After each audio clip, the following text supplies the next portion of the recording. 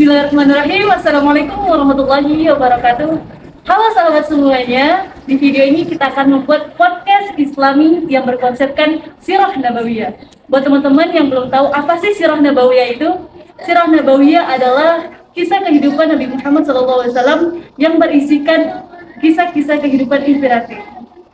Baik, di tema ini kita akan membahas tentang perniagaan dan pernikahan Nabi Muhammad dengan Khadijah. Baik, langsung saja kita undang narasumber kita, yaitu Mas Taufik.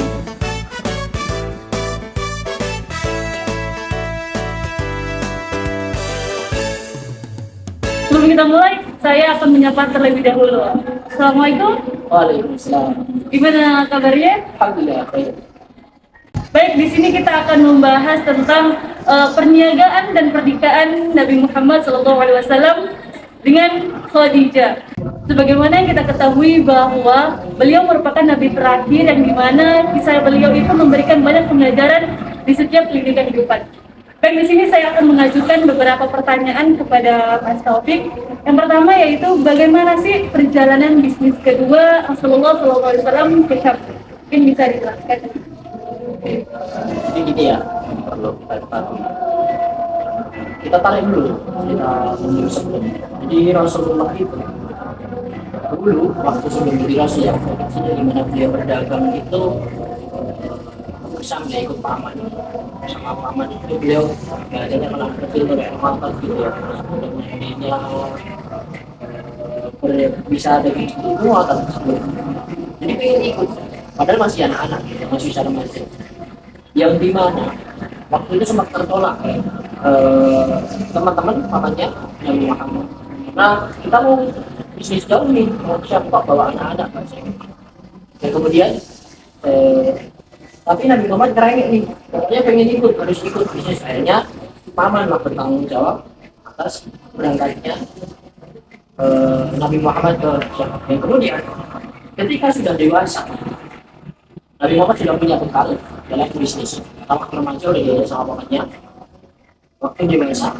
Jadi pekerjaan dengan Khadijah ya, yang Khadijah itu mungkin dikatakan sebagai wanita yang kaya raya, yang kemudian orang yang menjaga kehormatannya, yang kemudian di zaman itu bahkan dikatakan harta Khadijah itu setara dengan setengah kota Makkah.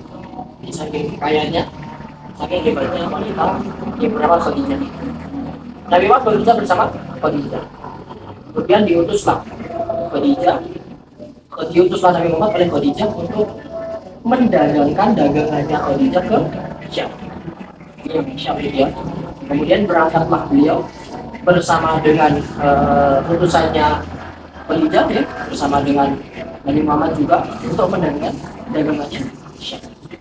Kemudian nantinya ketika beliau kembali akan menjadi kisah tersendiri terkait nantinya pernikahan dengan Khadijah. Gimana sih kok suka dia ngaji? Selanjutnya setelah pertanyaan. Baik, seperti itu penjelasannya teman-teman.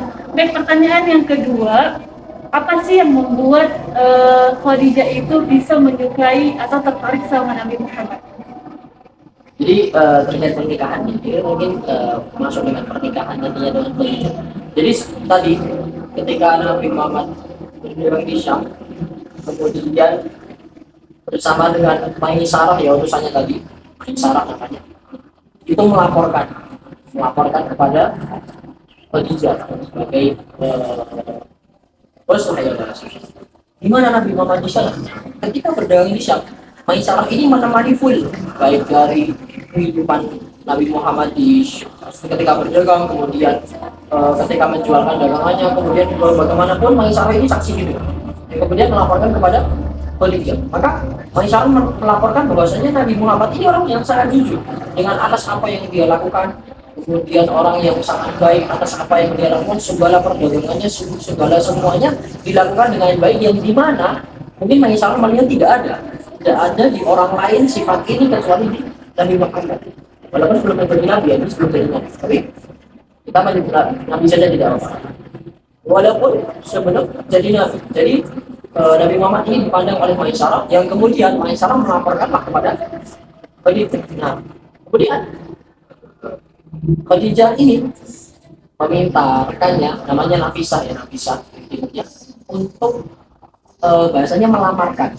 Nah, ini cerita yang unik ya, cerita unik. Jadi biasanya kalau melamar itu kan cewek, cowok ke cewek ya. Ini cewek, jadi Khadijah ini minta supaya didekatkan, dikenalkan kepada Nabi Muhammad lewat Nafisah dan kemudian paman-pamannya juga, jadi kerabatnya Khadijah.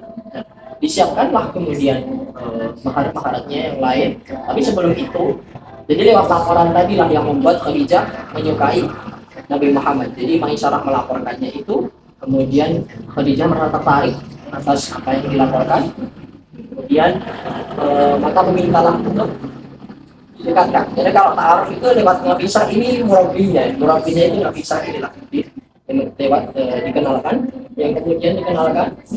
Akhirnya paman Nabi Muhammad kemudian menyiapkan semuanya, mahar-maharnya 20 ekor unta ya, atau dari riwayat lain cuma kami mengambil yang 20 ekor unta muda atau unta merah yang mungkin kalau dirupiahkan sekarang ya atau tak banyak berapa ratus juta atau berapa miliar ya, 20 unta.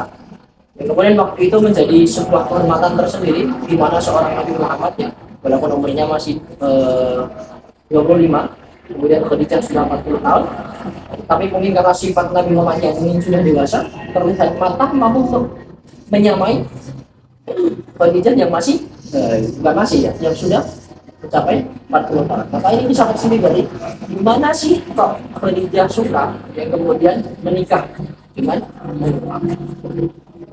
Berarti disimpulkan bahwa awal mula pernikahan Nabi Muhammad dan Khadijah itu yang mulai duluan dari Khadijah ya? Iya betul. Nah, jadi Khadijah dulu yang senang Nabi Muhammad. Yang kemudian Nabi Muhammad menerima. Ya, jadi berangkatlah pernikahan itu. Terkait ada pertanyaan bahwa umur perdebatan antara ulama bahwa perbedaan umur usia Rasulullah dengan Khadijah itu bagaimana? Terkait mungkin yang ditanyakan perdebatan kalau terkait riwayat mungkin saya sendiri belum ada lagi, cuman kalau mungkin yang ditanyakan adalah terkait kenapa sih kok Khadijah 40 tahun dia Nabi Muhammad masih 25 tahun. Nah, mungkin tadi ya karena untuk kedewasaan Nabi Muhammad itu yang kemudian mencetak beliau semakin baik, yang kemudian ketika kejujurannya juga bagus. Maka itulah yang mungkin bisa membuat matang beliau, kayak kemudian dari kecil juga berdagang, maka membuat kematangan itu mampu menarik hati Khadijah. Baik, selanjutnya pertanyaan yang ketiga, apa sih hikmah dari pernikahan Rasulullah dengan Khadijah? Banyak atau dampaknya lah. Ya, masih hikmah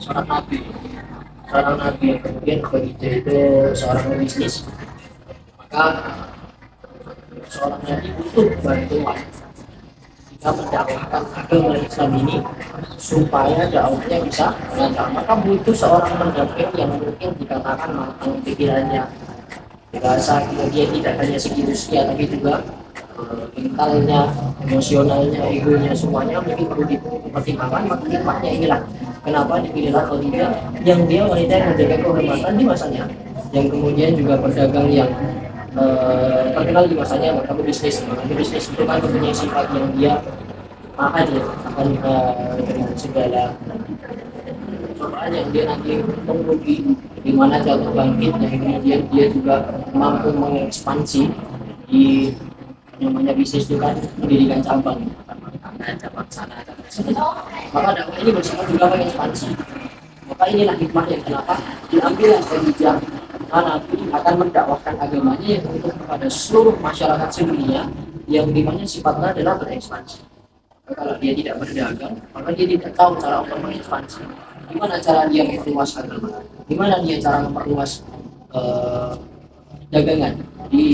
Maka disinilah hikmah yang bisa kita ambil. Kenapa sih harus Khadijah kemudian 40 tahun? Kenapa sih juga harus yang pedagang? Kenapa nggak harus yang pegawai negeri atau yang apa? Baik, seperti itu penjelasan tentang perniagaan dan pernikahan Nabi Muhammad dengan Khadijah yang Masya Allah sudah dijelaskan oleh Mas Taufik. Semoga penjelasan yang dijelaskan Mas Taufik bisa menambah pengetahuan dan wawasan kita semuanya. Terima kasih dari kami, kurang lebihnya mohon maaf. Wassalamualaikum warahmatullahi wabarakatuh.